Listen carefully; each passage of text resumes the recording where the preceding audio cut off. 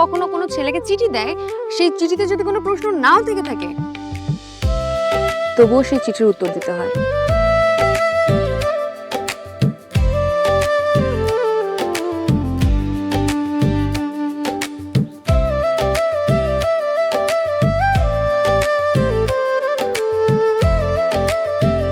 আচ্ছা, আমি যদি আব্বার সামনে আপনাকে ভাই আর অন্য সময় পলাশ ডাকি, তাহলে কি আপনার কোনো আপত্তি আছে? পলাশ, আপনার জ্বরের ওষুধ কিন্তু আমার কাছে আছে। কি? ভালোবাসি। মানুষ অনেক কিছুই কল্পনা করে, কিন্তু তার কল্পনার বাইরেও অনেক সুন্দর কিছু হয়ে যেতে পারে।